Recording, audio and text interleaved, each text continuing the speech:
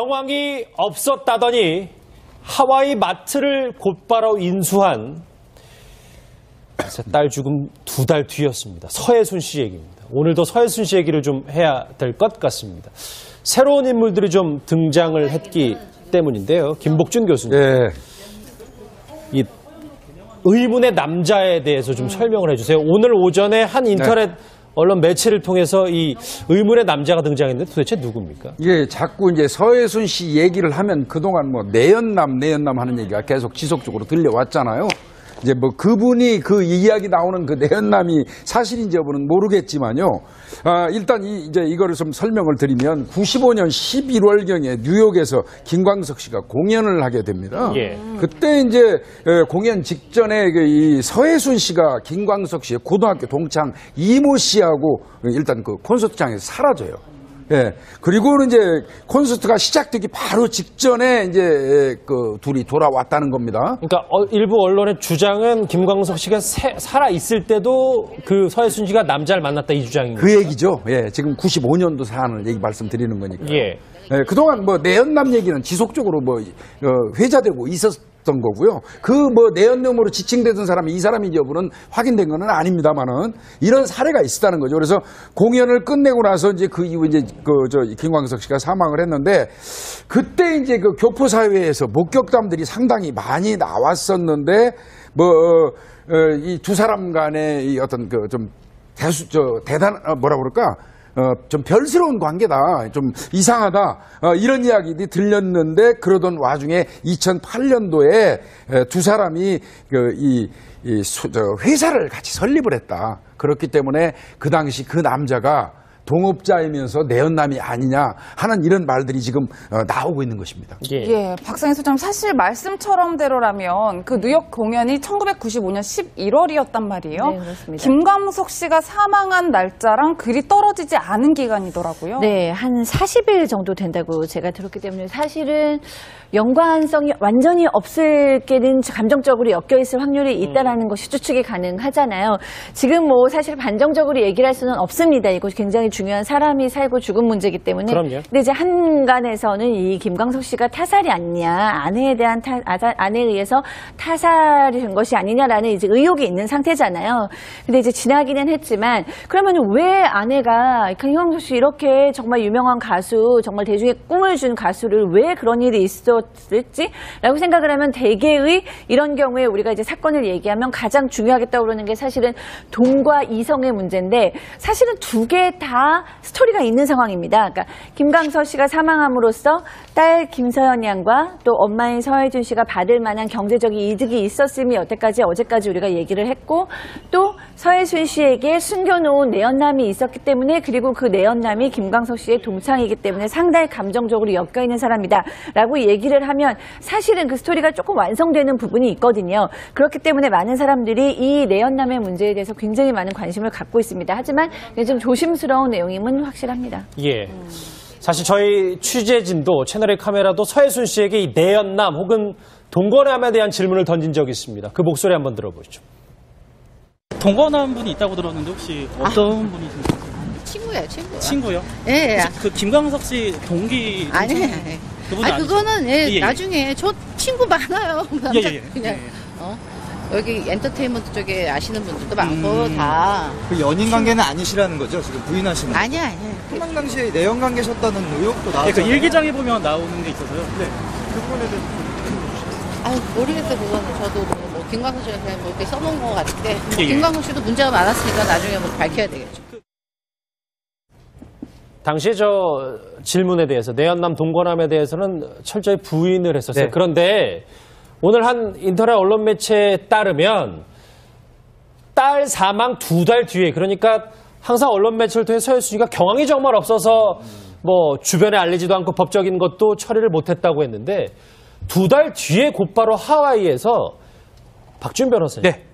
법인 사업체를 하나 설립을 그렇습니다. 하더라고요. 그 남성이 이제 이름이 계속 같습니다. 95년부터 등장했던 그 남성인데 중요한 부분은 2007년 12월 23일 서현 양이 지금 사망을 했는데 예. 경황이 없는 과정에서도 2008년에 법인체를 설립했었는데 그 법인체 자체가 이 남성하고 이름 같은 이 남성하고 공동으로 법인을 양수도를 받은 상황이 포착이 됐습니다. 매체 보도에 따르면. 그렇기 때문에 사실은 서해순 씨가 주장하는 것처럼 사실 경황이 없는 상황이 맞는 건지 추측되는 부분도 있고요. 또 그리고 그 이름이 똑같은 그 사람이 계속적으로 95년부터 2008년까지 등장하는 사실이 조금 놀랍지 않을까 이렇게 얘기가 되고 있습니다. 예. 예, 사실 이 스피드마트라는 게 이제 본인이 이야기한 걸 따르면 리커스토어입니다. 주류를 갖다가 파는 곳이거든요. 저도 이제 하와이에서 몇 년을 갖다 살아갔기 때문에 그 상황을 아는데 사실 살고 있는 재미 동포 중에서도 이 주류를 판매하는 리커스토어를 하시는 분이 그렇게 많지 않습니다. 그러니까 술을 판매하는 마트를 하는 분들이 별로 그렇습니다. 없다는 말입니다. 그렇게 많지 않아요. 왜냐하면 이 하와이주 같은 경우는 이런 주류에 대한 통제가 상당히 이제 강하고 이런 경우는 상당히 이제 믿을만한 그런 어떤 업체가면 사실 이런 그 리커스토어 이런 걸 갖다 운영하기가 어렵거든요. 그러니까 한국에서 살다가 불과 2달 안 돼 가지고 온 사람이 바로 이 리커스토어를 하기는 사실 어려운 거죠. 이건 다른 사람이 도움을 주고 이미 기반을 갖다 마련해 주었기 때문에 이제 가능한 거 아니냐. 잠시만요. 그러니까 하와이에 쭉 살아보셨으니까 저런 주류 전문 마트를 하려면 그 전부터 사전 작업이 많이 이루어졌어야 되는데 그렇죠. 바로 가서 할 수 있는 건 아니었다. 그렇죠. 그건 허가를 리커스토어 같은 경우는 허가를 받기 위해서는 그 안에서 상당히 뭐 사업을 해봤든지 이 사람이 상당히 나쁜 불법적인 일을 하지 않고 이 리커스토어를 잘 운영할 수 있다는 이런 정도의 확신이 있어야 이제 허가를 받는 그런 업종이거든요. 그렇기 때문에 누군가가 도와주지 않으면 자기가 한국에서 바로 이제 가가지고 뭐 이민 간지 뭐 2달 만에 바로 리커스토어를 갖다 인수해서 운영한다 이거는 쉽지 않고요. 그리고 이제 본인이 이야기를 하기를 나는 이투 비자를 받아서 갔습니다라고 이야기했거든요.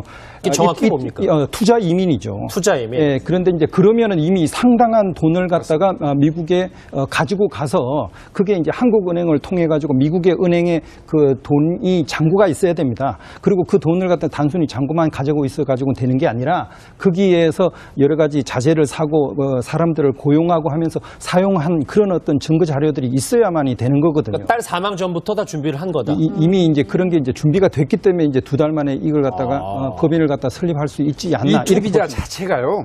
원래 이 투자 이민 이투 비자 자체가 적어도 3년 전에는 준비해야지 가능해요.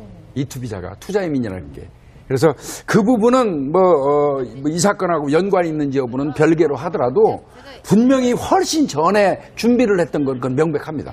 예. 박지은 변호사님, 사실 저희가 뭐 동거남이나 내연남 이런 거는 굉장히 민감하게 들여다봐야 하지만 사실 법인 계약서에 서해순 씨와 이 남성의 이름이 함께 올라와 있다는 것은 저희가 동업자다 뭐 이 정도는 볼 수 있는 거잖아요. 그렇죠. 그 이름이 똑같습니다. 계속 똑같은 사람인데 지금 계속 얘기한 것처럼 미국에서 어떤 사업을 한다는 게 쉽지가 않은데 이 남성의 조력을 받았을 가능성이 충분히 있다고 봐야 될 것 같고요.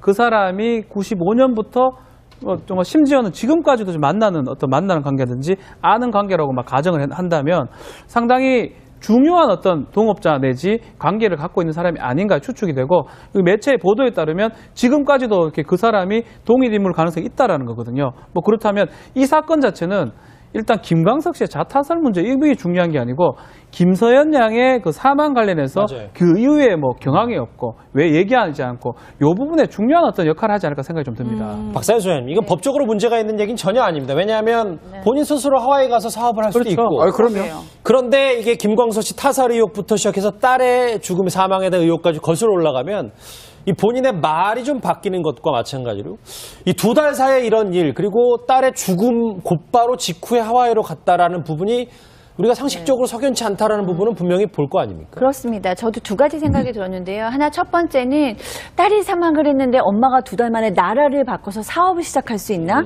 보통 딸이 사망을 할 경우에 특히 장애를 앓고 있던 딸은 더 마음이 아프기 때문에 사실상 엄마가 몇 달 동안 거의 뭐 정신을 못 차리죠. 대부분의 엄마는. 그런데 그것도 주변에 국내에서가 아니라 해외에서 이렇게 큰 마트 사업을 할 수가 있나? 이 엄마가 이 딸의 죽음에 대해서 굉장히 그래도 이성적으로 대처하나 보다라는 생각이 하나가 들고요. 예. 두 번째는 그럼에도 불구하고 딸의 죽음을 압도할 수 있는 어떤 존재가 끌고 갔으니까 이게 가능한 문제지. 지금 교수님 얘기하신 대로 뭐 여러 가지 법적 절차도 어느덧 어떤 한계도 있을 텐데 이게 가능한가. 그러니까 경황이 없었다라는 것이 이 사업이라면 이 사업을 딸의 존재 혹은 그거보다 더 강력한 존재가 끌고 갈 때 이것이 이렇게 술술 이루어지는 것이지 이 엄마가 딸이 2달 전 사망한 한 엄마가 이렇게 큰 사업을 해외에서 이렇게 잘 이렇게 이루어낼 수가 있을까라는 좀 의구심이 생기네요. 경제적인 이득이 있었음이 여태까지 어제까지 우리가 얘기를 했고 또 서해순 씨에게 숨겨놓은 내연남이 있었기 때문에 그리고 그 내연남이 김광석 씨의 동창이기 때문에 상당히 감정적으로 엮여있는 사람이다라고 얘기를 하면 사실은 그 스토리가 조금 완성되는 부분이 있거든요. 그렇기 때문에 많은 사람들이 이 내연남의 문제에 대해서 굉장히 많은 관심을 갖고 있습니다. 하지만 좀 조심스러운 내용임은 확실합니다. 예. 사실 저희 취재진도 채널의 카메라도 서해순 씨에게 이 내연남 혹은 동거남에 대한 질문을 던진 적이 있습니다. 그 목소리 한번 들어보시죠. 동거남 분이 있다고 들었는데 혹시 어떤 분이신가요? 친구예요, 친구. 친구요? 예. 혹시 그 김광석 씨 동기 아니, 그분 그거는 예. 나중에 저 친구 많아요. 예. 그냥. 해외에서 목격담들이 상당히 많이 나왔었는데 이 두 사람 간의 이 어떤 그 좀 뭐라 그럴까? 좀 별스러운 관계다. 좀 이상하다. 이런 이야기들이 들렸는데 그러던 와중에 2008년도에 두 사람이 회사를 같이 설립을 했다. 그렇기 때문에 그 당시 그 남자가 동업자이면서 내연남이 아니냐 하는 이런 말들이 지금 나오고 있는 것입니다. 예, 박상희 소장님 사실 말씀처럼대로라면 그 뉴욕 공연이 1995년 11월이었단 말이에요. 네, 그렇습니다. 김광석 씨가 사망한 날짜랑 그리 떨어지지 않은 기간이더라고요. 네, 한 40일 정도 된다고 제가 들었기 때문에 사실은 연관성이 완전 경황이 없었다더니 하와이 마트를 곧바로 인수한 딸 죽음 2달 뒤였습니다. 서해순 씨 얘기입니다. 오늘도 서해순 씨 얘기를 좀 해야 될 것 같습니다. 새로운 인물들이 좀 등장을 했기 때문인데요. 김복준 교수님. 예. 이 의문의 남자에 대해서 좀 설명을 해주세요. 오늘 오전에 한 인터넷 언론 매체를 통해서 이 의문의 남자가 등장했는데 도대체 누굽니까? 예, 자꾸 이제 서해순 씨 얘기를 하면 그동안 뭐 내연남 하는 얘기가 계속 지속적으로 들려왔잖아요. 이제 뭐 그분이 그 이야기 나오는 그 내연남이 사실인지 여부는 모르겠지만요. 일단 이제 이거를 좀 설명을 드리면 95년 11월경에 뉴욕에서 연이 없을 게는 감정적으로 엮여 있을 확률이 있다라는 것이 추측이 가능하잖아요. 지금 뭐 사실 반정적으로 얘기를 할 수는 없습니다. 이것이 굉장히 중요한 사람이 살고 죽은 문제이기 때문에. 그럼요. 근데 이제 한간에서는 이 김광석 씨가 타살이 아니냐, 아내에 대한 아내에 의해서 타살이 된 것이 아니냐라는 이제 의혹이 있는 상태잖아요. 근데 이제 지나기는 했지만 그러면 왜 아내가 김광석 씨 이렇게 정말 유명한 가수, 정말 대중의 꿈을 준 가수를 왜 그런 일이 있었을지라고 생각을 하면 대개의 이런 경우에 우리가 이제 사건을 얘기하면 가장 중요하게 떠오르는 게 사실은 동과 이성의 문제인데 사실은 두 개 다 스토리가 있는 상황입니다. 그러니까 김광석 씨가 사망함으로써 딸 김서연 양과 또 엄마인 서해준 씨가 받을 만한 김광석 씨가 공연을 하게 됩니다. 예. 그때 이제 공연 직전에 이 서해순 씨가 김광석 씨의 고등학교 동창 이모 씨하고 일단 그 콘서트장에서 사라져요. 예. 그리고는 이제 콘서트가 시작되기 바로 직전에 이제 그 둘이 돌아왔다는 겁니다. 그러니까 일부 언론의 주장은 김광석 씨가 살아 있을 때도 그 서해순 씨가 남자를 만났다 이 주장입니다. 그 얘기죠. 예. 지금 95년도 사안을 얘기 말씀드리는 거니까. 예. 예. 그동안 뭐 내연남 얘기는 지속적으로 뭐 회자되고 있었던 거고요. 그 뭐 내연남으로 지칭되던 사람이 이 사람인지 여부는 확인된 건 아닙니다만은 이런 사례가 있었다는 거죠. 그래서 공연을 끝내고 나서 이제 그 이후 이제 김광석 씨가 사망을 했는데 그때 이제 그 교포사